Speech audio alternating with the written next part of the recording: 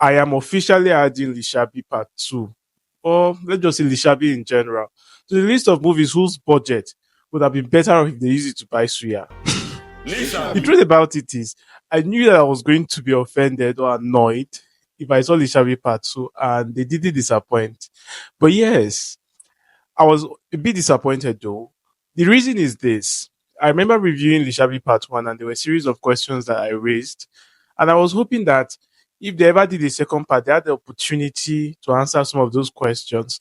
And what did they do? They dug themselves into a deeper hole. And it was an horrendous and shitty script writing.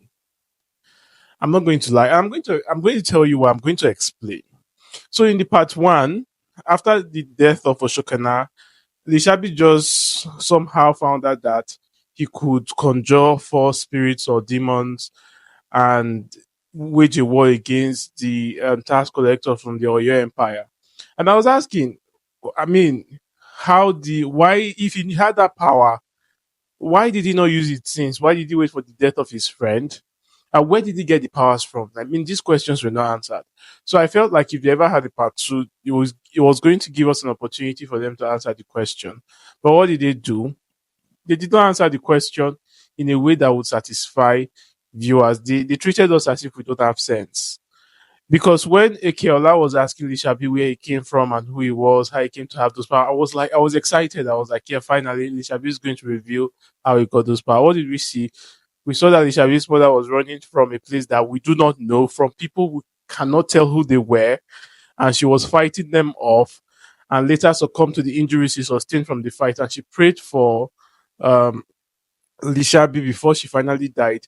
And apparently, those four demons or spirits, they were watching, and after the mother died, they appeared and they took care of Lishabi, and that's how Lishabi came to know how to summon them. And Lishabi happened to somehow magically appear in the land, the Egba land.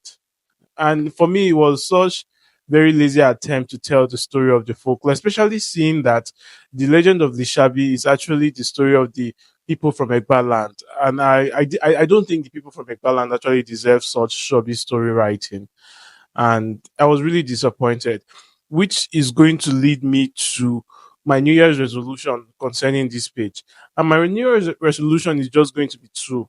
Number one, I'm going to shit on YouTube Nollywood movies as much as I can, highlighting why it is bad for the progress of Nollywood in general. And number two, I'm going to raise my voice to the top of the mountain and shout as much as who would hear me on the need for there to be a scriptwriters guild in Nollywood, because enough of all of this shoddy and shady story writing.